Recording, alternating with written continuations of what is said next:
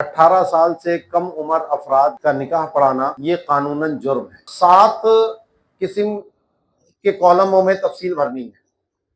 दूल्हा की तफसील, उसके 2 गवाहों की तफसील, लड़की की तफसील और उसका एक वकील और उसके 2 गवाहों की तफसील, वो इसके अंदर तहरीर करनी है। तो कम अज कम मेहर जो है वो 3.25 तोला है। तो आज के हिसाब से वो तकरीबन 18,000 रुपए बनते हैं। असल निकाह अब शुरू होगा। अल्हम्दुलिल्लाह रब्बिल आलमीन वस्सलातु वस्सलामु अला सय्यिदिल अंबिया वल मुरसलीन व अला आलिहि व अस्हाबिहि व ज़ुर्रिय्यतिहि अजमाइन। आज का जो हमारा दर्स है वो निकाह पढ़ाने का जो अमली तरीका है उसके हवाले से, यानी निकाह फार्म कैसे भरा जाएगा, लड़की से वकालत किस तरह ली जाएगी, निकाह के वक्त ईजाब व कबूल के अल्फाज किस तरह अदा किए जाएंगे, खुतबा किस वक्त दिया जाएगा, कैसे दिया जाएगा। इंशाअल्लाह ये इसकी जो पूरी अमली सूरत है वो आपके सामने आज मैं बयान करूँगा। तो पहली बात तो ये याद रखिए कि निकाह के लिए तहरीरी होना कोई ज़रूरी नहीं है। असल निकाह जो है वो इजाब व कबूल का नाम है। अगर तहरीर सब कुछ कर लिया, इजाब व कबूल भूल गए तो वो निकाह ही नहीं हो। तो बाज़ औक़ात इस लिखत पढ़त के चक्कर में बंदा असल काम भूल जाता है। तो इस चीज़ का ज़रूर ख्याल करना कि इजाब व कबूल ज़रूर कराना है, क्योंकि बाज़ औक़ात वो सब रश लगा होता है, दूल्हा से इधर साइन करा दिया, ये साइन कराकर वो दिमाग से निकल गया कि इजाब व कबूल करना है।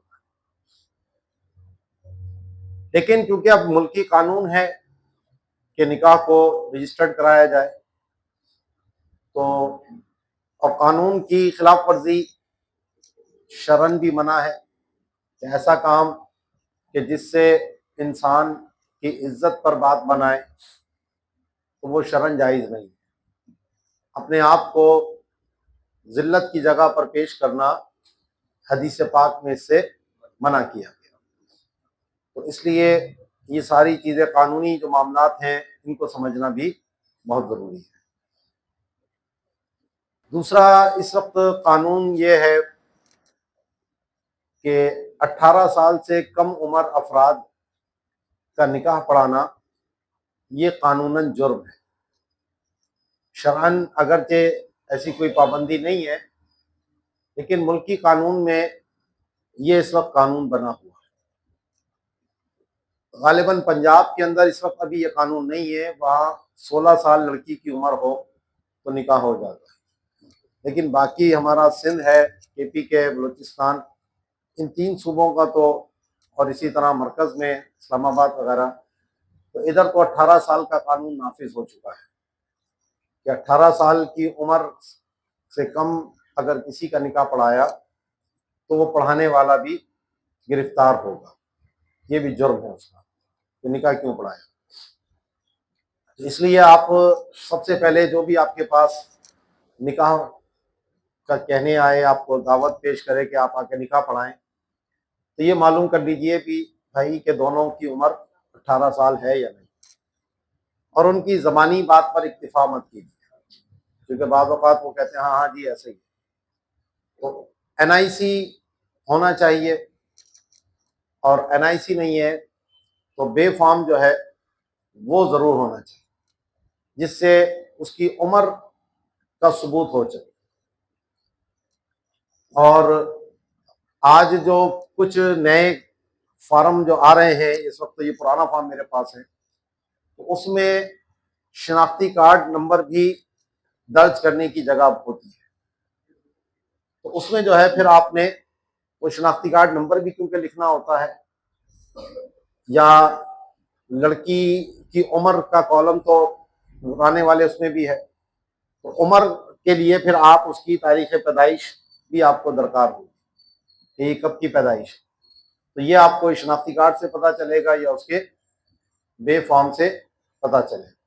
तो ये आपने पहले ही उसको कह देना भाई कि ये सारी चीज़ें आपने उस वक्त मुहैया करके रखनी, नहीं तो मैं निकाह नहीं पढ़ाऊँ।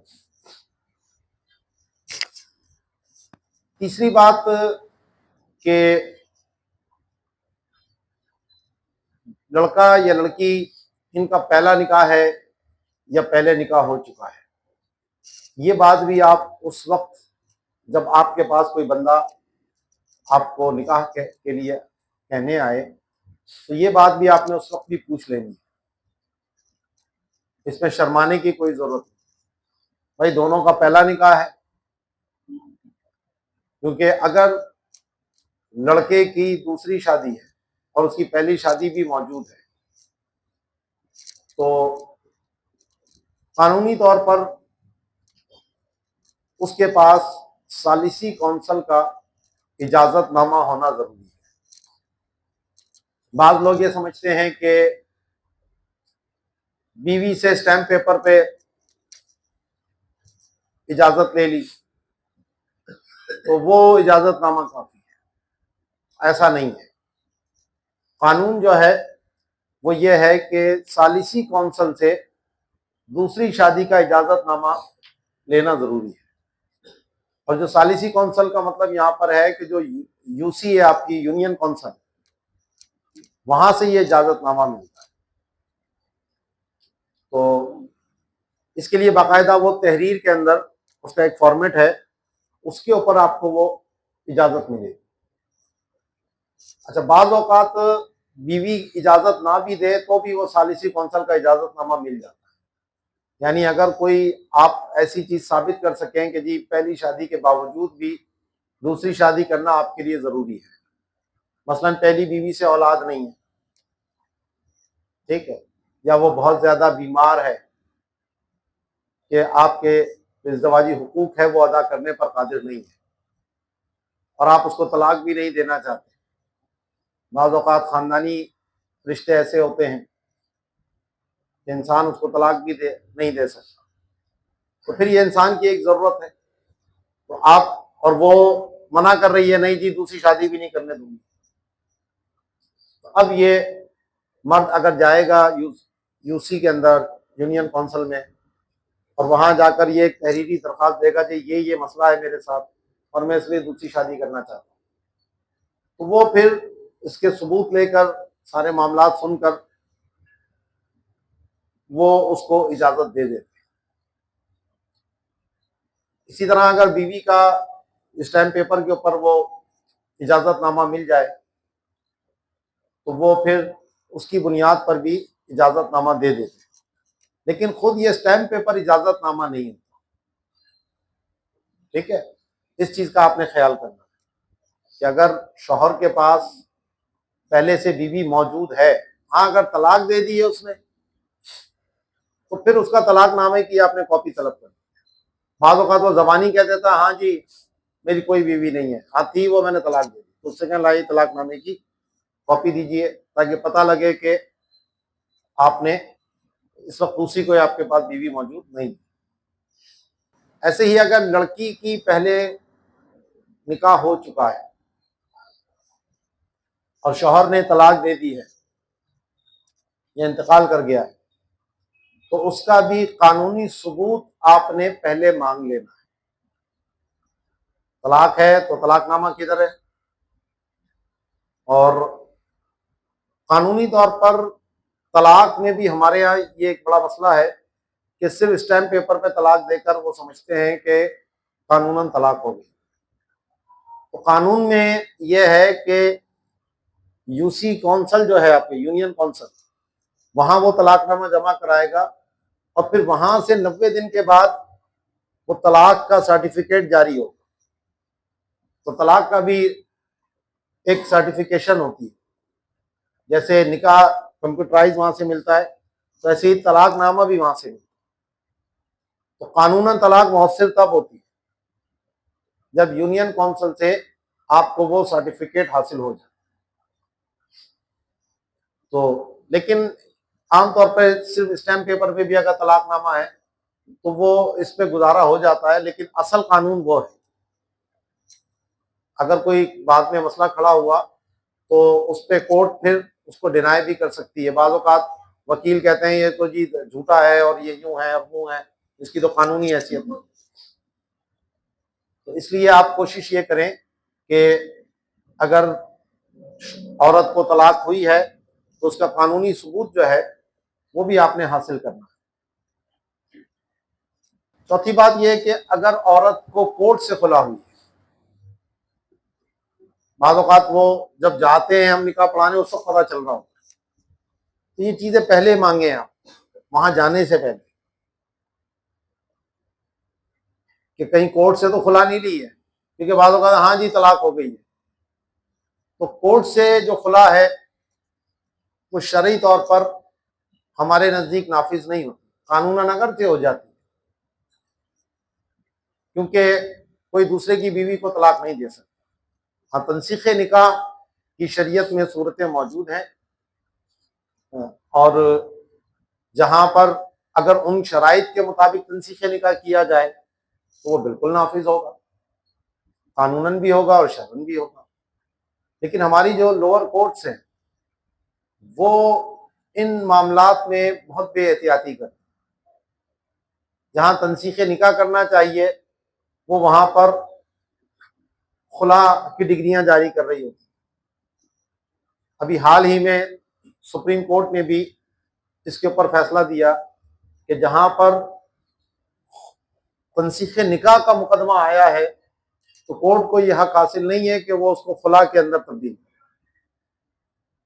Dissolution of marriage by way of खुला, ये खुला है, यानी निकाह को खत्म करना खुला के जरिए।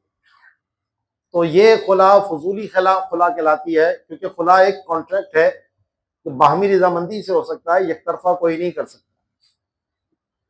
तो इसमें अगर शौहर ने उसकी सराहतन इजाजत दे दी, मसलन कोर्ट में पेश हुआ था वो और वहां वो फैसले पर उसने फैसला दिया, काजी को इख्तियार दिया कि जी ठीक है फैसला करें, तो फिर तो वो नाफिज होगी। या फिर दलालतन उसकी तरफ से कोई रजामंदी पाई जाए। दलालतन रजामंदी की एक सूरत ये भी है कि उसने उस खुला नामे पर दस्तखत किए, तो ये दस्तखत करना हमारे उर्फ में इसको इस चीज की तायीद समझा जाता है, एंडोर्समेंट समझा जाता है। तो वो उसने अगर कर दिया तो ठीक है जनाब, तब भी ये खुला नाफिज हो जाएगी। तीसरी इसकी एक सूरत ये भी है कि कोर्ट ने जो जहेज का सामान है वो वापस करने का फैसले में कोई हुक्म नहीं लिखा, आमतौर वो सिर्फ महर की माफी का लिखते हैं। तो अब लड़की वाले वो फैसला लेकर गए, लाओ जी हमारा जहेज का सामान वापस कर दो, और उसने वो सामान वापस कर दिया, तो इसका मतलब है कि वो उस फैसले पर राजी हो गया और अब वो इसको अपनी बीवी तस्लीम नहीं कर रहा, जब भी उसका सामान वो उसको वापस दे रहा। तो अगर ये वाली सूरत भी पाई जाए तो ये भी दलालतन रजामंदी के हुक्म में है और इस वजह से भी फिर वो कोर्ट का फैसला नाफिज हो जाएगा। ठीक है जी। तो ये सारे कानूनी मामलात हैं और इसमें आपने लालच नहीं करना कि पैसे आपको मिलेंगे, आप ये समझें कि चलो यार छोड़ो बस पढ़ा दूं मैं, तो बाज़ औक़ात वो आपको बड़े नुकसान का सामना करना पड़ सकता है। ये कानूनी चीज है, तो कानूनी चीज को कानूनी तरीके से हैंडल किया जाता है। अब ये हमारा जो है वो निकाह फार्म है जो 1962 का जो कानून था पाकिस्तान में, मुस्लिम खानदानी कवानीन, मुस्लिम फैमिली लॉ, ये उसके तहत बनाया गया। ठीक है। और इसके 4 जो है वो पेपर होते हैं, इस तरीके से 4 पेपर होते हैं। ये 4 पेपर यूं होते हैं कि एक पे लिखा होता है असल, फिर लिखा होता है दूसरा पर्त अगले सफ़े पर, तीसरे पे लिखा होता है तीसरा पर्त और चौथे पे लिखा होता है चौथा पर्त। तो 4 इसलिए होते हैं कि एक पर्चा जो है वो लड़की को दिया जाता है, लड़की के खानदान वालों को, एक लड़के के खानदान को दिया जाता है, और एक जो है वो निकाह पढ़ाने वाला अपने पास महफूज रखता है उस रिकॉर्ड को। और जो असल होता है उसको फिर यूसी के अंदर जमा करवाया जाता है ताकि ये रिकॉर्ड वहां पर भी आ जाए। और अब हमारे पाकिस्तान में क्योंकि कंप्यूटराइज निकाहनामे भी बन गए, तो ये फार्म वहां यूसी में जब जमा करवाता है कोई लड़की वाला या लड़के वाला, और फिर एनआईसी वगैरह वहां जमा होते हैं, माँ बाप के, लड़का लड़की के, और खुद लड़के का और दुल्हन का, तो फिर वो वहां से, और इसी तरह निकाह पढ़ाने वाले का भी, तो वो फिर कंप्यूटराइज निकाहनामा जारी होता है जो नादरा से वेरीफाइड होता है। तो वो इसकी बुनियाद पर ही होता है। उसकी कुछ फीस है 500-600 रुपए, कहीं पर 800 रुपए ले लेते हैं वो यूसी वाले, कुछ 100-200 रुपए भी ज्यादा लेते हैं। तो वो अगर आपने देना है तो बता दें भाई मैं निकाह भी फॉर्म भी बना के दे दूंगा, वरना आमतौर पर वो खुद जो दूल्हा वाले हैं, लड़के वाले हैं, वो खुद बनवाते हैं। तो आप ये बता दीजिए भाई नादरा वाला फॉर्म आपको खुद बनवाना हो, ताकि बाद में कोई मसला खड़ा ना हो। ठीक है, तो ये 4 फार्म होंगे और बिल्कुल एक जैसे फार्म होते हैं। सिर्फ निकाह की तकरीब में हम पहला वाला फार्म भरते हैं और दस्तखत चारों पे लिए जाते हैं। फिर बाद में आपने जाकर उस असल को देखकर दूसरे, तीसरे, चौथे फॉर्म को भी भर लेना होता है। दस्तखत तो सबके हो चुके होते हैं। इसमें ओवर राइटिंग नहीं होनी चाहिए, कोई काटम पीट नहीं होनी चाहिए। जो बात भी है वो पहले जब तक क्लियर ना हो उसको उस पर ना लिखे। ये नहीं है कि काट कर आपने फिर दोबारा उसको ओवर राइटिंग की या उस पर वाइटो लगाया, तो ये कानूनन फिर मसाइल खड़े होते हैं। ठीक है, तो इसके अंदर ये 25 कॉलम बने हुए हैं, नंबर 1 से लेकर नंबर 25 तक देखें, और आखिर में इसमें फिर कुछ दस्तखत की जगह बनी हुई। सही है, तो सबसे पहला जो इसका कॉलम है वो है वार्ड का नाम, टाउन, यूनियन, तहसील, थाना और जिला जिसमें शादी वकूफ पजीर। ये जो कॉलम है वो निकाह का जो रजिस्ट्रार है, क्योंकि हमारे यहाँ रजिस्ट्रार हर शख्स नहीं है, यूसी से बाकायदा एक इजाजतनामा मिलता है जो निकाह को रजिस्टर्ड कर सकता है। उसके पास उसकी मोहर होती है और वो मोहर उस पर लगाता है। तो ये जो भी जहां का रजिस्ट्रार है जिससे आप फार्म अपना रजिस्टर्ड करा रहे हैं, तो वो ये सब कॉलम भरेगा, क्योंकि उसके पास जिस वार्ड का वो रजिस्ट्रार होगा वो भरेगा टाउन, यूनियन और तहसील, थाना और जिला। ठीक है जी, तो ये वो भर लेगी, या आपको पता है कि वो उसके पास क्या है तो वो आप वहां से इसको भर सकते हैं। अब कानूनन निकाह के लिए एक तो लड़की और लड़का दूल्हा दुल्हन है, मजीद इसके लिए 5 अफराद दरकार होते हैं, 3 लड़की की तरफ से और 2 लड़के की तरफ से। जो लड़की की तरफ से है वो एक वकील होगा उसका और 2 उसके गवाह होंगे, और लड़के की तरफ से जो है वो 2 गवाह होंगे शादी के। तो शादी के गवाहान की जो आप तफसील लेंगे वो लड़के वाले जो हैं उनकी तरफ से वो 2 गवाह आप लेंगे, और जो वकालत का मामला है तो एक वकील और 2 गवाह वो लड़की के खानदान वालों में से, कोई करीबी अजीज हो, मामू है, भाई है, बाप खुद भी बन सकता है। ये तसव्वुर गलत है कि जनाब बाप जो है वो वकील नहीं बन सकता। असल वकील तो वही होता है जो वली है। हाँ, उसकी इजाजत से अगर वो किसी और को बना रहा है तो वो भी ठीक है। और ये वकील, क्योंकि हमारे यहाँ आमतौर पर जो निकाह होते हैं, लड़की जो है वो कहीं और बैठी भी होती है, अंदर दुल्हन के कमरा, शादी हाल वगैरह में आमतौर पे होते हैं, और निकाह जो होता है वो मर्दों के दरमियान होता है, तो वो वहां दुल्हन मौजूद नहीं होती, तो इसलिए वकालत के जरिए जो वकील है वो उसकी तरफ से मामला अंजाम देता। तो ये टोटल आपको 7 किस्म के कॉलमों में तफसील भरनी है। दूल्हा की तफसील, उसके 2 गवाहों की तफसील, लड़की की तफसील और उसका एक वकील और उसके 2 गवाहों की तफसील, वो इसके अंदर तहरीर करनी होगी। ठीक है, तो एनआईसी ले लेंगे तो उसमें बार बार पूछना नहीं पड़ेगा। बाज़ औक़ात वो कहते कुछ है, लिखा कुछ है, या लिखने में वो लफ्ज ऐसे अजीब व गरीब होते हैं, तो आप एनआईसी होगा तो देखकर आराम से उसमें से उतार लेंगे। बाज़ औक़ात वो नाम एनआईसी में कुछ लिखा हुआ है और यहाँ पर निकाह फार्म पे कुछ और लिखवा रहे हैं। अब दूसरा कॉलम है दूल्हा और उसके वालिद का नाम, मां उनकी सुकूनत बित तरतीब।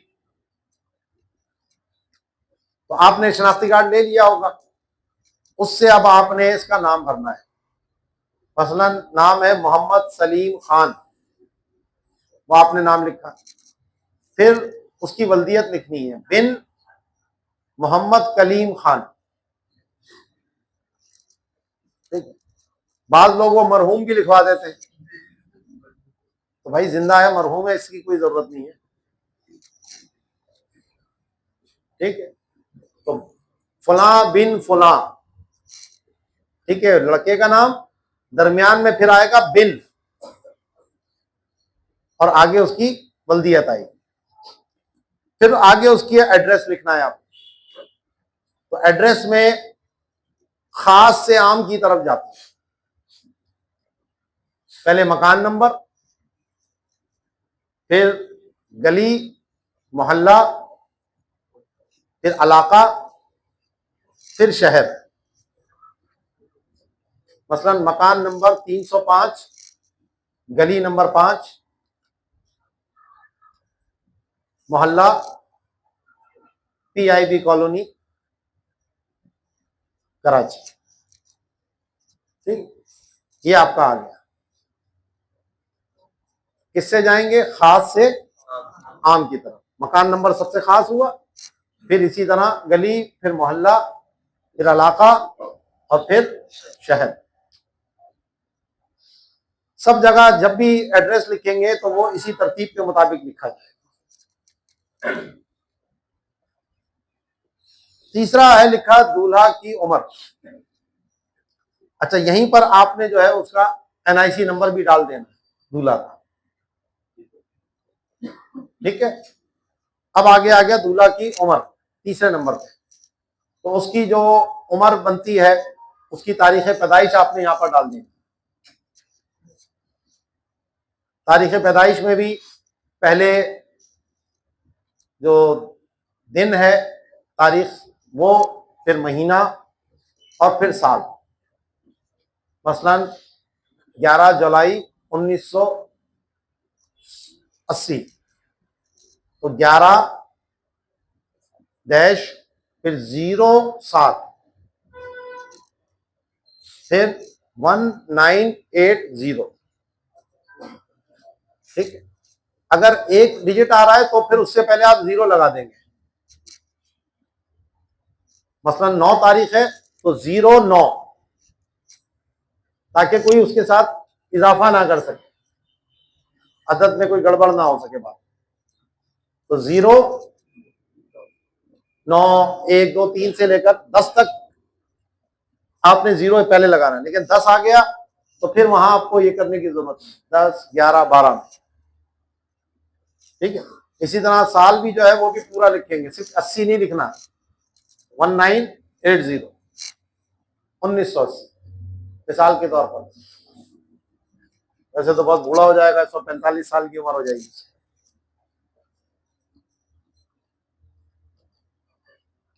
फिर आ गया दुल्हन और उसके वालिद का नाम, कॉलम नंबर 4, मां उनकी सुकूनत बित तरतीब। तो उसी तरीके से आपने यहाँ पर दुल्हन का जो नाम है जो एनआईसी पे लिखा है वो, उसके वालिद का नाम, यहां पर बिन्त आएगा बीच, पीछे बिन आया था, यहां पर आएगा मसलन जैनब बिनते शाकिर। अच्छा,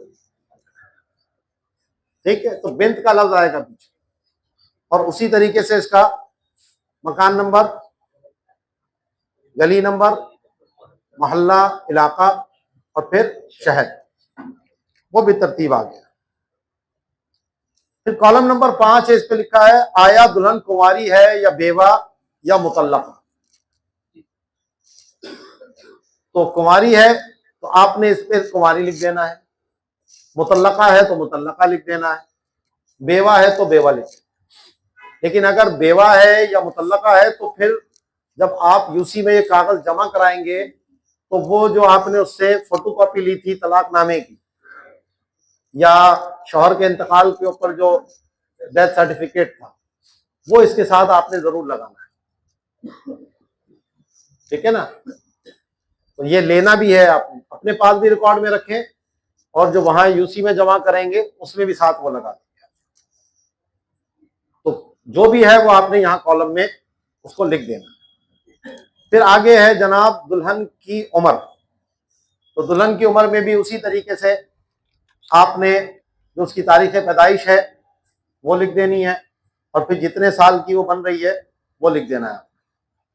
और 18 साल की मैं आपको बता चुका हूं कि 18 साल से कम उम्र का निकाह नहीं पढ़ाना आप। फिर 7 नंबर पे लिखा है कि अगर दुल्हन की तरफ से कोई वकील मुकर्रर किया गया है तो उसका नाम मा वल्दियत और सुकून। तो वो जो भी वो वकील बनाए उन्होंने जिसका एनआईसी दिया तो उसको भी आपने इसी तरह यहां भर देना है, नाम, वल्दियत और उसकी जो रिहाइश का पता है वो आपने यहां डाल देना है और एनआईसी नंबर भी डाल देना है, ठीक है। फिर है दुल्हन के वकील के तकर्रुर के बारे में गवाहान के नाम, मा वल्दियत और सुकूनत और उनकी दुल्हन के साथ रिश्तेदारी। तो ये आपने उसी तरीके से नाम लिखना है, फुला बिन फुला, और फिर उसका एड्रेस और साथ में एनआईसी नंबर लिख दें आप, ठीक है। एनआईसी नंबर दोनों कॉलमों के अंदर दो अफराद के जो उन्होंने दिए हैं एनआईसी, वो आपने उस तरीके से इसको यहां पर भर लेना है। फिर नवा कॉलम है और 10वां कि अगर दूल्हा की तरफ से कोई वकील मुकर्रर किया गया है तो उसका नाम, मा वल्दियत और सुकून। अगर कोई लड़का पाकिस्तान से बाहर है, शहर से बाहर है और उसका निकाह हो रहा है तो फिर ये कॉलम भरा जाता है। तो फिर लड़के की तरफ से जो होगा वो एक वकील और 2 गवाह फिर लिए जाएंगे और ये बहुत कम होता है लेकिन होता है 12। तो अगर ऐसा है तो फिर आपने 3 मर्द की तरफ से लेने होंगे, एक वकील और 2 गवाह अलग से जो शादी के गवाहों के अलावा हों। और अगर लड़का मौजूद है खुद तो फिर इसको खाली छोड़ दिया जाएगा, इस पे सिर्फ यूं लकीर ऐसे क्रॉस की मार देंगे या लिख दें लड़का खुद मौजूद, दोनों सूरतें हो सकती, ठीक है। तो अगर लड़का नहीं है तो फिर वो उसी तरीके से वकील का नाम, वल्दियत, उसका एनआईसी नंबर, ऐसे जो उसके 2 तकर्रुर के गवाहान हैं उनके नाम, वल्दियत, उनका एड्रेस और उनका एनआईसी नंबर। फिर 11 पर आता है शादी के गवाहों के नाम, वल्दियत और सुकून। ये जो आपने लड़के वालों की तरफ से 2 गवाह लिए थे कि उनके आपने कवायद यहां पर भरने हैं, उसी तरीके से नाम, वल्दियत और उसकी सुकूनत, एड्रेस और उसका एनआईसी नंबर आपने यहां पर डाल दिया। अगला कॉलम है शादी सरंजाम पाने की तारीख। तो यहां पर आपने उसी तरीके से तारीख लिखनी है, तो पहले दिन, फिर महीना और फिर साल। अगर 12 बज गए हैं, बाज़ औक़ात रात को देर से निकाह हो रहे हैं, तो जो दिन वाली तारीख थी वही डालना है क्योंकि लोग उसी को याद रखते हैं। भाई 14 जून को निकाह हुआ था, आपने कहा 12 बज गया, चलो 15 जून कर दे, ये ना करें। वो 14 जून ही को शादी की सालगिरह बनाएंगे वो लोग, ठीक है। आगे है मेहर की रकम, कॉलम नंबर 13। तो जो मेहर की रकम है वो आपने यहां लिखनी है, और ये आपको मालूम है कि कम से कम मेहर की मिकदार जो है वो 10 दिरहम चांदी या 3.25 तोले सोना। तो अब लोग उसी जमाने में जी रहे हैं, शादी में खर्चे लाखों के कर लेंगे, जब मेहर की बात आएंगी तो वो जी शरह मोहम्मदी कर लीजिए, या बात कहते हैं मेहर फातमी कर लीजिए। अब उन्हें खुद भी नहीं पता होता मेहर फातमी है क्या। तो 500 दिरहम और चांदी, तो 500 दिरहम चांदी जो है आज तकरीबन 5 लाख से ऊपर की पड़ेगी। तो आप उन्हें कहें भाई ये इतना बनता है, क्योंकि चांदी के सोने के रेट ऊपर हो रहे हैं तो चांदी के रेट भी ऊपर हो रहे हैं। इस वक्त गालिबन 6500 के आसपास तोला चल रहा है चांदी का। तो भाई मेहर फातमी इस वक्त 8 लाख से भी ऊपर का बनता है। ठीक है। इसी तरह नबी करीम अलैहिस्सलाम ने अपनी जितनी अज़वाज थी उन सबको भी यही मेहर दिया। तो कम से कम मेहर जो है वो 3.25 तोला है। तो आज के हिसाब से वो तकरीबन 18,000 रुपए बनते हैं। तो बाद औकात वो लोग कहते हैं 10,000 लिख दिए जी मौलवी साहब। भाई 10,000 मेहर नहीं है आज के दौर में, वो भी अब की बता रहा हूं। तो जैसे चांदी बढ़ती जाएगी आपने उसके हिसाब से देखना है। 3.25 तोला चांदी जिसमें आ जाए कम से कम मेहर उतना है। ठीक है। तो मेहर की रकम जो वो लिखवाएं, अगर कम लिखवा रहे हैं तो उनको समझा दें और फिर उसके बाद उसको तय कर दें और फिर लिखें। अच्छा, इसमें बहुत झगड़ा होता है। बाज खानदान जो समझदार होते हैं वो जब तारीख लेने जाते हैं तो ये सारे मामला उस वक्त तय कर लिए जाते हैं। बारात में कितने लोग आएंगे, वलीमे में कितने लोग आएंगे, मेहर की रकम क्या होगी, क्या रस्में होंगी नहीं होंगी, जहां समझदार लोग होते हैं, बड़े बूढ़े होते हैं, वो सारे मामला तय कर लेते हैं। तो ये मेहर मुकर्रर करना लड़की के बाप का हक है। असल तो लड़की का हक है ये, वो कितने मेहर पे राजी होती है। तो कम से कम मेहर मिसल तो हो उसका। तो इसलिए आपने मुदाखलत नहीं करनी और उनसे कहें जनाब आप तय कर लें आपस में, जो मुनासिब लगे वो लिखें। हाँ, कम मेहर मुकर्रर करना है तो वो आप उसकी वजाहत कर दें, वो शरई मसला है। बाकी वो कितने पर राजी होते हैं उनका आपस का मसला है। तो मेहर की रकम आपने हिंसों में भी लिखनी है और अल्फाज में भी लिखनी है। मिसाल के तौर पर 2 लाख रुपए, तो आप उर्दू में भी लिखेंगे 2 लाख रुपए। सिर्फ सिर्फ का मतलब आगे कोई इजाफा ना कर। और फिर हिंसों में भी लिखेंगे, 2 लिखेंगे और उसके साथ फिर कितने सिफर लगेंगे, 5 सिफर लगेंगे।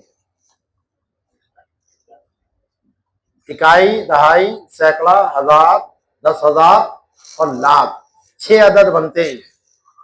तो एक 2 लग गया, एक अदद वो हो गया और 5 सिफर लगेंगे। तो सिफरों में आगे पीछे नहीं कर देना, 2 लाख के 20,000 नहीं लिख देना। ठीक है। हम तो इस तरह याद करते थे, इकाई, दहाई, सैकड़ा, हजार, 10,000, लाख। हाँ जी, पूरे हो गए लाख। 6 अदद आएंगे। उसके बाद उस पर यूं एक लंबी लकीर खींच देना उसके साथ और 2 बराबर का निशान डाल देना ताकि उसमें कोई और इजाफा ना कर सके बात। ठीक है। उसके बाद है मेहर की रकम कितनी मुअज्जल है और कितनी मुअज्जल है। पहला ऐन के साथ और दूसरा हमजा के साथ। अब लोगों को आमतौर पर इसका फर्क मालूम नहीं होता, तो आप उन्हें समझा दें। मुअज्जल का मतलब है लड़की जब चाहे मेहर मांग सकती है, और ये मेहर लिए बगैर वो रुखसती से इनकार कर सकती है। और जो मुअज्जल है उसमें उसको मुतालबे का हक नहीं होता, वो सिर्फ मौत और तलाक की सूरत में उसको मिलेगा, उसका मुतालबा वो उस वक्त कर सकेगी कि शौहर का इंतकाल हो गया तो उसके तरके में से पहले मेहर निकाला जाए, या तलाक दे दी तो फिर मेहर उसको अदा करना लाजिम हो जाएगा। तो ये उनको समझा दें आप। तो बाज खानदानों में तमाम मुअज्जल लिख दिया जाता है, बाद में तमाम मुअज्जल लिख दिया जाता है। इसी को इंदा तलब भी कहते हैं।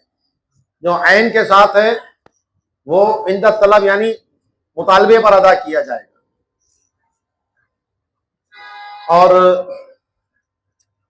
या फिर आधा आधा लिखवा लेते। तो जो भी है वो आपने लिख देना। अगर तमाम मुअज्जल है तो आपने लिख देना तमाम मुअज्जल है। अगर ऐन के साथ है या तमाम इंदा तलब है तो तमाम इंदा तलब आप लिख दें। या फिर आधा मुअज्जल है और आधा मुअज्जल है तो लोग इसको मुवज्जल कहते हैं, वाव के साथ। ठीक है, तो कहते हैं अजल से निकला है, मोहलत से। इसमें शौहर को इख्तियार होता है। तो ये थोड़ा सा आप वहां उस वक्त उनको समझा दें। जी नहीं, आमतौर पे हमारे यहाँ कोई मुअज्जल में मुद्दत होती नहीं है, इसीलिए वो मौत और तलाक है। हाँ, अगर कोई मुद्दत लिखवा दी है कि 1 साल बाद देना होगा तो फिर वो 1 साल बाद मुतालबे का हक औरत को मिल जाता है। अगर है तो फिर लिखेंगे, बिल्कुल लिखेंगे। आगे है 15 नंबर पे, आया मेहर का कुछ हिस्सा शादी के मौके पर अदा किया गया। अगर है तो आप लिख दिए जी हाँ, और अगर कुछ नहीं आपके सामने दिया गया तो फिर आप उसको क्रॉस मार दें। अगर और किया गया तो किस कदर, तो नीचे वाले कॉलम में फिर आपने ये लिख देना है कि तमाम दिया गया या आधा दिया गया या उसका जुज दिया गया, जो भी दिया गया है वो आपने यहां पर उसको लिख देना है। 16 नंबर पे है, आया पूरे मेहर या उसके हिस्से के इवज में कोई जायदाद दी गई है, और अगर जायदाद दी गई है तो उस जायदाद की सराहत और उसकी कीमत जो फरीकैन के माबैन पाई है। ठीक है जी। तो बाद औकात क्या होता है, वो जो सोना दिया लड़के वालों ने तो वो उसको मेहर के बदले में दे दिया जाता है। तो यहां अगर ऐसा कुछ है तो आप लिख दें जी 2 तोला सोना 18 कैरेट जिसकी मालियत इतनी है वो मेहर में दे दिया गया। या बाद औकात कोई जमीनें वगैरह होती हैं, मकानात वगैरह होते हैं, मकान में इसका इतना हिस्सा होगा, तो जो कुछ भी उन्होंने तय किया है उसके मुताबिक आपने इस फार्म के अंदर उसको लिख लेना है।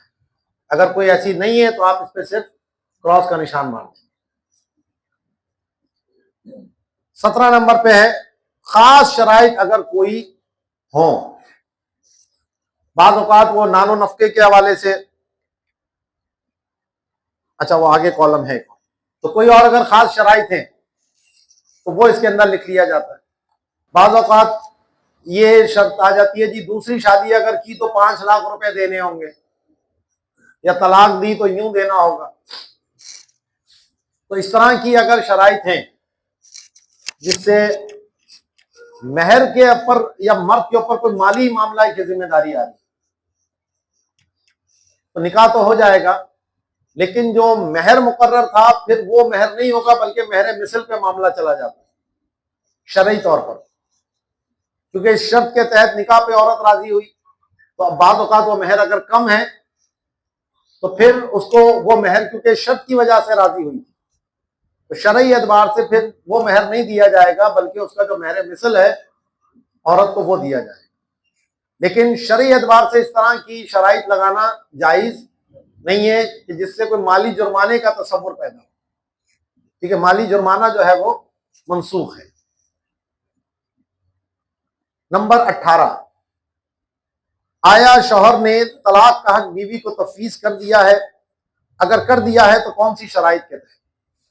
ये मैंने आपको तफवीज तलाक का मसाइल भी पढ़ाए थे और उसमें बताया था कि सिर्फ यहां लिख देने से कोई तफवीज तलाक नहीं होती। तफवीज तलाक के लिए जरूरी है कि निकाह के बाद हो या जिस वक्त काजी साहब इजाब करें लड़की की तरफ से, तो उसमें वो तफवीज के अल्फाज मौजूद होने चाहिए। अगर वहां वो अल्फाज जिक्र नहीं किए या इजाब कबूल होने के बाद शौहर से वो तफवीज के अल्फाज कहलवाए जाए, अगर ये काम नहीं किया तो फिर वो तफवीज नहीं होगी, क्योंकि ये तो अभी निकाह हुआ ही नहीं है। तो जब शौहर को खुद अभी तलाक देने का इख्तियार नहीं है तो वो किसी और को ये इख्तियार कैसे दे सकता है? क्योंकि आमतौर पर यह दस्तावेज तो निकाह से पहले तैयार हो रही है और बाज़ औक़ात वो साइन भी पहले ही करा लिया जाता है, इजाब कबूल उसके बाद होता है। तो सिर्फ इस तहरीर से, क्योंकि ये निकाह से पहले की तहरीर है, तो उससे कोई तफवीज नहीं होती शरई एतबार से।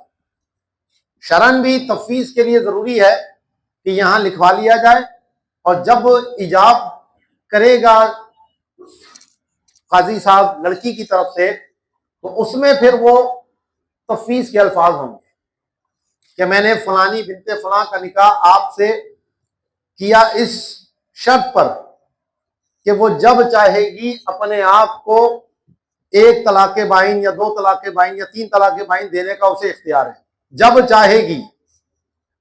क्योंकि अगर ये लफ्ज भी नहीं कहा उसे तलाक देने का इख्तियार है, इतना कहा, तो फिर उस मजलिस तक ही उसका इख्तियार होगा। ये तफवीज के बड़े गहरे मसाइल हैं, इसको समझना भी जरूरी है। आमतौर पर जो हमारे निकाह पढ़ाने वाले हजरात होते हैं तो उनको इन मसाइल का कोई शुद्ध बुद्ध नहीं होता। ठीक है,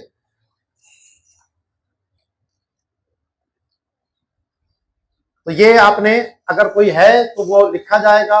और मसलन 3 महीने तक अगर नाम और नफका नहीं दिया, अगर इस शर्त की वजह से तफवीज है तो फिर आपने उसको भी लिख देना है। और जब तफवीज करवाएंगे तो उसमें भी उस शर्त को लगाकर बात करेंगे। 19 नंबर, आया शौहर के तलाक के हक पर किसी किस्म की पाबंदी लगाई गई है?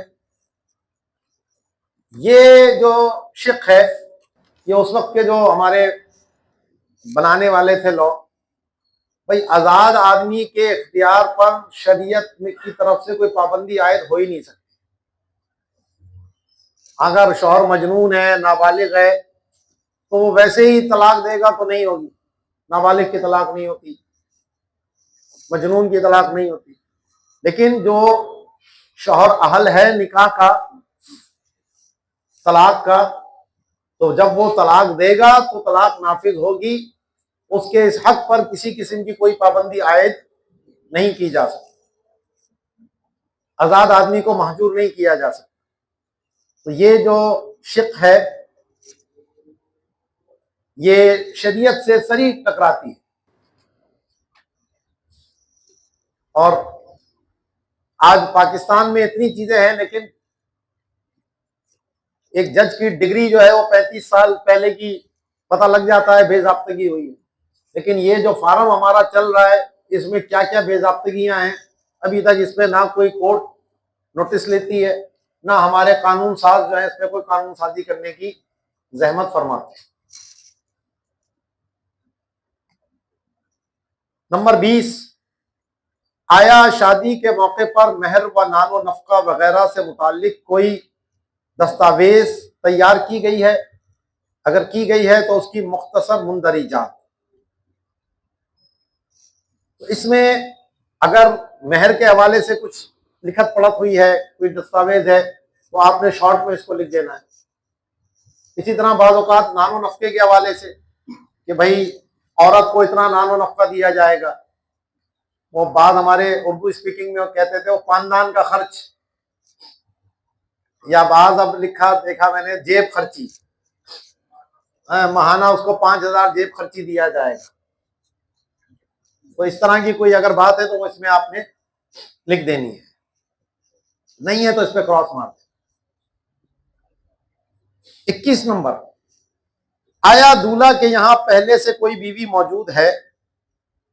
अगर है तो उसने दूसरी शादी के लिए मुस्लिम खानदानी कवानीन के ऑर्डिनेंस 1961 के तहत सालिसी कौंसिल से इजाजतनामा हासिल कर लिया है।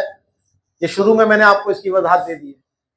तो बीवी के स्टैम्प पेपर पे दस्तखत काफी नहीं है, सालिसी कौंसिल का इजाजतनामा दरकार है। ठीक है जी। अगर नहीं है, पहली बीवी ही से शादी कर रहा है अभी, तो आपने इस पे क्रॉस लगा देना है। और अगर पहले बीवी मौजूद है तो फिर आपने उससे सालिसी कौंसिल का वो पर्चा लेंगे और इसमें लिखेंगे हाँ जी इजाजत मिल गई है। फिर अगला कॉलम इसी से मुताल्लिक है 22 नंबर के नंबर तारीख मुरासला जिसके जरिए सालिसी कौंसिल ने दूल्हा को दूसरी शादी करने की इजाजत दी है। तो वो आपने फोटोकॉपी भी लेनी है और वो इसके साथ लगा देनी है आप। तो वो आपने तारीख मुरासला भी इसमें डालनी है, हवाला नंबर जो होता है हर सरकारी पर्चे के ऊपर, तो वो आपने इसके ऊपर हवाला नंबर इसका डाल देना है अगर कोई है मामला ऐसा। फिर आया है 23 नंबर, निकाह ख्वाह का नाम और वल्दियत और मा पता। अब इसमें आपने अपना नाम लिखना है जो एनआईसी में आपका है, अपनी वल्दियत लिखनी है और एड्रेस आपने जिस मस्जिद में आप मौजूद हैं, इमाम हैं, उसका एड्रेस आपने यहां डालना है। ये नहीं है कि आप कराची में बैठे हैं और अपने लोधरा का एड्रेस डाल रहे हैं। तो वो आपको लोधरा में कौन ढूंढने जाएगा? तो इमाम साहब जहां मस्जिद में इमामत है तो उसी मस्जिद का आपने नाम लिखना है और उसका पता लिख देना है, जामा मस्जिद फलां, फिर उसी तरीके से गली मोहल्ला करके फिर शहर का नाम, और आपने अपना एनआईसी नंबर भी इसमें डाल देना है। क्योंकि जो नादरा के लिए फिर ये जाएगा आपका फॉर्म, तो वहां काजी का भी, निकाह पढ़ाने वाले का भी जो एनआईसी नंबर है वो उसके ऊपर डलता है। तो आपने अगर यहाँ लिख दिया होगा तो फिर आपको अपनी एनआईसी की कॉपी देने की जरूरत नहीं पड़ेगी, उसी एनआईसी नंबर से ही उसके ऊपर वो तफसील में आपका नाम डाल देंगे और एनआईसी नंबर भी डाल देंगे। ठीक है जी। अगला है 24 नंबर, शादी को दर्ज रजिस्टर्ड कराने की तारीख। ये जो आपका फिर रजिस्ट्रार होगा ये तारीख वहां पर वो डालेगा, क्योंकि आपने शादी जब हो गई उसके फौरन बाद जल्द से जल्द ये रजिस्टर्ड कराना होता है। तो आपने चारों पर्चों को भरकर दस्तखत वगैरह आपने कर ये फिर उसके पास लेके जाएंगे और फिर वो उस पर स्टैंप अपनी मारेगा और उस पर अपने दस्तखत करके एक फार्म, 2 फार्म वो अपने पास रख लेगा, बल्कि एक रखेगा और बाकी आपको देगा, नहीं बल्कि हाँ 2 रखेगा वो, एक अपने पास और एक जो है वो, तो आपने एक इसकी फोटोकॉपी करा के अपने पास भी एहतियातन महफूज करके रखें, क्योंकि बाद में फिर वो आपके पास भी आते हैं, भाई वो निकाहनामा खो गया है, यूं हो गया वो हो गया। क्योंकि शादी की खुशी में ऐसे होते हैं कि कहाँ रख के भूल गए पता ही नहीं। अच्छा, बाल ऐसे होते हैं वो लेने भी नहीं आते, वो जब बच्चे बच्चे हो जाते हैं ना फिर वो जरूरत पड़ती है, फिर वो मौलवी साहब को ढूंढते हुए आते हैं। तो आप अपने पास भी अपनी एक फाइल बनाएं जिसके अंदर ये सारे फार्म महफूज करके रखें, क्योंकि एक जिम्मेदारी का काम है। फिर आगे लिखा हुआ है 25 नंबर पे, फीस रजिस्ट्रेशन जो अदा की गई। अब ये एफबीआर का मामला है भाई, आपने अगर बताया कितने मिल गए आपको तो टैक्स के मामला ना हो जाए, आप सीधा लिख दीजिए हस्बे जाबिता। क्या लिख दीजिए? ज़ाब्ते के मुताबिक, वो जो भी है वो डाल दिया, इबहाम रखा आपने। ठीक है जी। ये हो गए 25 के 25 आपके पूरे इसमें कॉलम जो है, सही है। इसके बाद आपने अब क्या करना है कि जो लड़की वाले थे 3 बंदे, उनके दस्तखत लेने। सबसे पहले आपने वकील के लेने, फिर उसके 2 गवाहों के लेने, फिर उसके बाद आपने जो शादी के 2 गवाह थे उनके लेने। तो इसमें आप देखेंगे राइट साइड पर सबसे ऊपर लिखा है दूल्हा या उसके वकील के दस्तखत लिखा हुआ है, नीचे फिर एक लंबी लकीर खींची। तो यहां पर दूल्हा, और अगर दूल्हा मौजूद नहीं है, शहर से बाहर है, तो फिर उसके वकील के दस्तखत आएंगे इस लंबी लकीर के ऊपर। फिर उसके नीचे लिखा है दुल्हन के दस्तखत, उसके नीचे फिर एक लकीर है। फिर आगे लिखा हुआ है दुल्हन के वकील के दस्तखत, उसके नीचे एक लकीर है। ठीक है ना।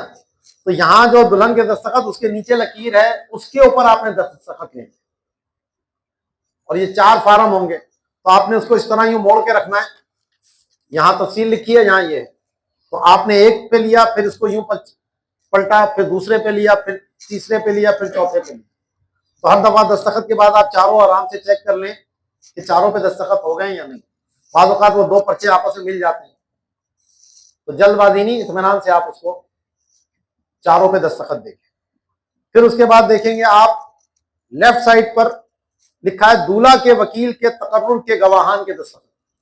तो अगर दूल्हा मौजूद नहीं है तो आपने वो दस्तखत लेने, और अगर दूल्हा मौजूद है तो फिर आपने इन पे क्रॉस मार देना। और फिर नीचे इसके लिखा है दुल्हन के वकील के तकर्रुर के गवाहान के दस्तखत। तो यहां आपने वो 2 वकील के जो 2 गवाह थे उनके दस्तखत यहां लेंगे। 1 नंबर पे जिसका नाम है उसका 1 नंबर पे लेंगे, जिसका 2 नंबर पे नाम है उसका 2 नंबर पे लेंगे। ठीक है।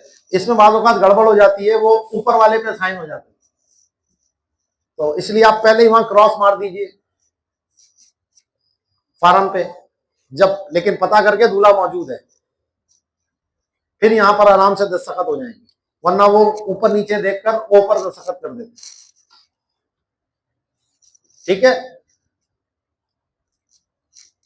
इसके बाद जो शादी के गवाहान के दस्तखत, वो पहले सीधे हाथ पर आप देखेंगे, नीचे सबसे आखिर में ये 2 कॉलम बने हुए हैं, नंबर 1 पे और नंबर 2 पे। तो जो शादी के गवाहान आपने जो इस तरतीब से नाम लिखे थे, उसी तरतीब से इस पर उनके दस्तखत ले लेंगे। ये आपकी अभी इब्तिदाई कार्रवाई मुकम्मल हो गई, तमहीद हो गई है साहब। अच्छा, बाद औक़ात वो नाम लिखना नहीं आता तो अंगूठा लगवाया जाता है। तो अब तो खैर बहुत कम लोग हैं कि जो नाम ना लिख सकें। पहले होता था वो एक पैड लेके जाना पड़ता था अंगूठे लगवाने के लिए। तो आप पहले ही पूछ लें भाई कोई अंगूठे वाला तो नहीं है, तो बदल लो उस बंदे को, अगर आपके पास पैड मौजूद नहीं है तो। या वो नाम लिख दे अपना, बस ये काफी, टेढ़ा मेढ़ा करके जो भी लिख दे। ठीक है। ये सब तक कानूनी अभी तक काम चल रहा है, अब शरई काम शुरू हो। तो अब दुल्हन के पास जाएगा ये पर्चा, और उससे इजाजत ली जाएगी। दुल्हन के पास जो पूछा जाता है वो निकाह नहीं होता, वो वकालत ली जाती है उससे। तो बाद औक़ात कहते हैं वो जी वहां तो गवाह नहीं थे, और वो नहीं था, और यूं नहीं था, तो वो निकाह नहीं है, वो इजाजत है उससे। और इसमें बेहतर और शरई तौर पर जिसमें बेहतरी है वो ये है कि काजी साहब जो है दुल्हन से अपने नाम की वकालत ले लें, क्योंकि फिर वो शरई मसले जो वकालत के मैंने आपको पढ़ाए थे कि वकील आगे वकील बना सकता है नहीं बना सकता, वो मसाइल खड़े होंगे। तो इसमें सबसे बेहतर सूरत यह है कि आप उससे क्या करें, अपने नाम की वकालत मंगाएं। वो किस तरीके से कि आप तहरीर एक अपने साथ सादा कागज ले जाइएगा, या इस तरह का अगर कोई कागज है तो वो अपना बना के रख लीजिए पहले से। ठीक है ना। तो इस पे अब लिखा हुआ है दुल्हन का नाम, उसके वालिद का नाम, फलानी बिनते फला। क्या आपने, फिर आप अपना नाम लिख दें, फला बिन फला को इजाजत दी है कि वो आपका निकाह, फिर यहां दूल्हा का नाम और उसके वालिद का नाम, फला बिन फला के साथ, फिर आगे हक महर की रकम, इतनी हक महर जो भी रकम है, जो कि फिर आगे उसकी सिफत आ जाएगी, मुअज्जल है या गैर मुअज्जल, के बदले में कर दे। मिसाल के तौर पर लड़की का नाम था जैनब, तो जैनब बिनते शाकिर, क्या आपने वसीम अख्तर बिन जहीर अहमद को इस बात की इजाजत दी कि वो आपका निकाह मौलवी फलां बिन फलां के साथ 1 लाख रुपए हक महर, जो आधा मुअज्जल है और आधा मुअज्जल, के बदले में कर दे? तो ये उसकी तरफ आपने वकालत की इजाजत मांगी है उससे। अब अगर लड़की जवाब में खामोश रहे तो कुंवारी का सुकूत भी इज़्न है, और जरूरी नहीं है कि हाँ कहलवाई जाए। ये आपने उससे फिर जो 4 फार्म है उस पर दस्तखत लेने हैं, तो जबान से ना भी बोले, जब दस्तखत कर दिए ये भी इजाजत ही है, ठीक है। तो यहां जो दुल्हन के दस्तखत लिखा हुआ है उसके नीचे वाली जो लकीर है उस पर दस्तखत लेने होते हैं, तो वहां आपने छोटा सा पेन का बारीक सा निशान लगा दें, लंबी सी लकीर, कि भाई ये जो निशान लगा रहा हूं इसके सामने दस्तखत लेने आप, और उनको बता दें 4 फार्म है। तो लड़की ने दस्तखत कर दिया उसके ऊपर, ये अब उसकी तरफ से वकालत हुई है, आपको अभी निकाह नहीं हुआ, ये वकालत है। इसके बाद जब वो गवाह और वकील साहब आएंगे अंदर, तो आपने पूछना है हाँ जी हो गई है इजाजत, होंगे हाँ जी हो गई है मौलवी साहब इजाजत हो गई। फिर आपने वो दस्तखत चेक करने हैं, ये चारों फॉर्म पे दस्तखत हो गए हैं। इसके बाद अब आपने निकाह की कार्रवाई यहां शुरू कर दी। तो पहले आप क्या करें, दस्तखत ले लें शौहर के, ठीक है, क्योंकि उसमें वो कैमरे वैमरे और ये सारे धंधे पानी होते हैं, तो वो जो होना है वो इस वक्त हो जाए। तो आपने पहले क्या करना है, दूल्हा या उसके वकील के दस्तखत की जगह पर आपने दस्तखत करवा लेने, वही चारों फार्मों हो गए। अब ये कागजी कार्रवाई हो गई मुकम्मल, अब शरई निकाह शुरू होगा। तो इसके लिए आपने अब सबसे पहले खड़े होकर खुतबा देंगे, बैठकर भी दे सकते हैं खुतबा, लेकिन खड़े होकर देना ये सुन्नत है, और निकाह का खुतबा सुन्नत है लेकिन इसका सुनना वाजिब है। तो इसलिए आप खुतबे से पहले ऐलान करेंगे अब खुतबा होगा, तमाम हजरात खामोशी के साथ खुतबा समाप्त कीजिए। तो अब आपने खुतबा देना है। खुतबे में आप जो आमतौर पर हमारे यहाँ खुतबा है, हम्दो सना के बाद वो आयत पढ़ी जाती हैं जिसमें एक दूसरे के हुकूक की अदायगी की बात है, अल्लाह के तक़वे की बात है। तो सारी आयतें पढ़ना जरूरी नहीं है, बेहतर है आप सिर्फ एक आयत पढ़ लीजिए, ठीक है। पहले होता था लोगों के पास बहुत टाइम होता था, तो 3-3 आयतें हमारे आमतौर पर खुतबे की किताबों में लिखी होती है, तो आप सिर्फ एक आयत पढ़ लीजिए क्योंकि हुसूल बरकत के लिए हो रहा है। इसके बाद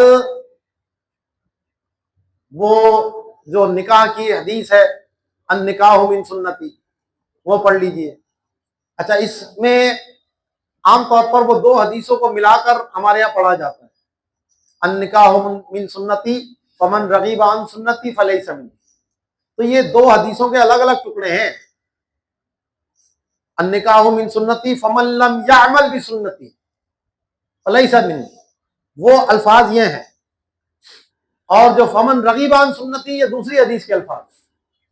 तो अगर आपने यही पढ़ना है रगीबा वाला, तो फिर आप कहते हैं वक़ाल नबी सल्लल्लाहु अलैहि वसल्लम अन निकाह मिन सुन्नती वक़ाल फी मक़ामिन आखर फमन रगीब अन सुन्नती फलैसा मिन्नी, ठीक है। तो फी मक़ामिन आखर आपने कह दिया, बात खत्म। या फिर आखिर में कहकर औ कमा क़ाला रसूलुल्लाह सल्लल्लाहु अलैहि वसल्लम, ये कह दीजिए आप, तो बात खत्म हो जाएगी, ठीक है। या फिर सीधा सीधा वही पढ़ लीजिए, फमन लम यअमल बि सुन्नती फलैसा मिन्नी,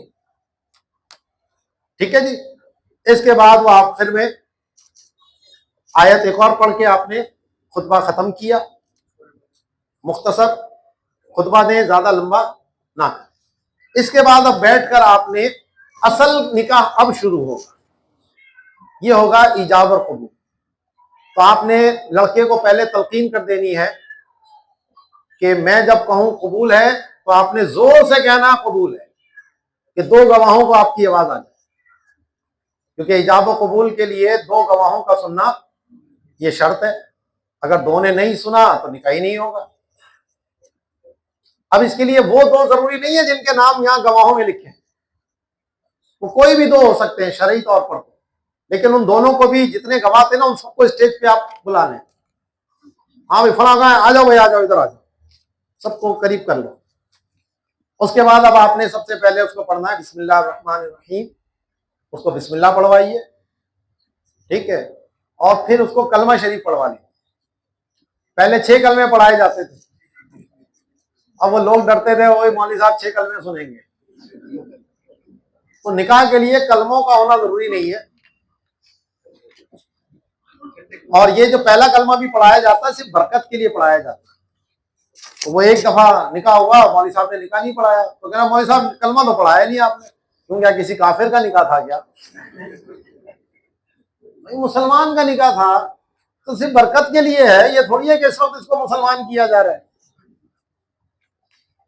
ठीक, और बाज जो है वो जरा एहतियातन तौबा तजदीद ईमान भी करा लेते हैं, तो अगर अच्छी बात है आप करा लीजिए, क्योंकि हमारे यहाँ आजकल बेहतियातियां बहुत ज्यादा हैं। तो अगर मुझसे कोई कलमा कुफर हो गया हो तो मैं उससे तौबा करता हूँ, ला इलाहा इल्लल्लाह मोहम्मद रसूलुल्लाह, ये आप उससे तौबा करवा लीजिए, ठीक है। और आपने उसको कह दिया कि जब मैं कहूँ कबूल है तो आपने जोर से कहना है कबूल है। अब हमारे यहाँ 3 मरतबा आमतौर पर दोहराया जाता है ईजाब और कबूल, तो ये 3 मरतबा कोई शरन जरूरी नहीं है, एक दफा हो गया निकाह हो गया मुकम्मल। तो अब आपने क्या करना है, कबूल करवाना है, ईजाब और कबूल होगा। तो इसके लिए आपने निकाह का जो पहला वाला पर्चा होगा वो सामने यूं रख लेना है, और इसमें से देखकर दूल्हा का नाम आप पुकारेंगे, पहले फुला बिन फुला, फुला बिन फुला, मैंने आपका निकाह फुलानी बिनते फुला के साथ, दुल्हन का नाम और उसके वालिद का नाम, ताकि तायीन हो जाए। मैंने आपका निकाह फुलानी बिनते फुला के साथ, फिर हक महर का जिक्र, इतना हक महर, और फिर उस हक महर की सिफत कि मुअज्जल है गैर मुअज्जल है, उसके बदले में किया, आपने कबूल किया। दूल्हा का नाम फुला बिन फुला, मैंने आपका निकाह फुलानी बिनते फुला के साथ इतने हक महर जो मुअज्जल है या गैर मुअज्जल इसके बदले में किया, ये इंशा माजी हो गया, आपने कबूल किया। जवाब में शौहर कहेगा कबूल है, कबूल किया, जी हां, कोई भी इस तरह का लफ्ज कहेगा तो ये उसकी तरफ से कबूल हो जाए। तो आपने भी बुलंद आवाज से कहना है कि 2 गवाहों को आवाज आए, और फिर शौहर की लड़के की जो कबूल है वो भी उन्हीं 2 गवाहों ने सुना हो जिन्होंने इजाब सुना है। तो ये आपका निकाह हो गया। एहतियातन 3 मरतबा इसको दोहरा लीजिए, ठीक है। तो ये एक पर्चा मैंने बनवाया है, इसमें कोई फजूली निकाह की बात नहीं होगी, इसमें इजाब भी बिल्कुल वाज़ेह है, कबूल भी बिल्कुल वाज़ेह है। बाज लोग इजाब और कबूल के ऐसे अजीब व गरीब अल्फाज कहते हैं कि फिर वो मुफ्तियों के पास जाना पड़ता है, भाई इनसे निकाह होता भी है नहीं होता, सिर्फ कबूल है इजाब है ही नहीं, या इजाब है कबूल है ही नहीं। तो यहां बिल्कुल वाज़ेह फलानी बिनते फलां के साथ आपका निकाह किया, ये हो गया इजाब, और शौहर ने कहा कबूल है, कबूल किया, जी हां, ये कबूल हो गया उसकी तरफ से। तो ये पर्चा एक या तो आप बनवा लीजिए इस तरीके से, ठीक है। और ये आपने फिर कबूल इस तरीके से कर लिया, निकाह हो गया। अब आपने दुआ कर ली, दुआ के लिए हाथ उठा लीजिए, और इसके बाद आपने वही हम्दो सना के बाद, दुरूद व सलाम के बाद फिर आपने दुआ करनी है कि इनके निकाह में अल्लाह बरकत अता फरमा, इनको नेक साले औलाद अता फरमा, दोनों में प्यार मोहब्बत इत्तेफाक पैदा फरमा, आने वाली जिंदगी में आसानी पैदा फरमा, दोनों खानदानों को कुर्बतें और ताल्लुकात एक दूसरे के हुकूक अदा करने की तौफीक अता फरमा, सास बहू के झगड़ों से इनको बचा। ठीक है, ये घर घर की कहानी है। एक दूसरे के हुकूक अदा करेंगे तो झगड़ा नहीं होगा। तो इसके बाद आपने हुजूर अलैहिस्सलातु वस्सलाम और उम्महातुल मोमिनीन की आपस में मोहब्बत और ताल्लुकात का जिक्र कर दें तो एक अच्छा बरकत का जिक्र, हुजूर का जिक्र आएगा तो बरकत ही बरकत होगी वहां। और आखिर में फिर आपने आमीन कहकर फेर लेना है।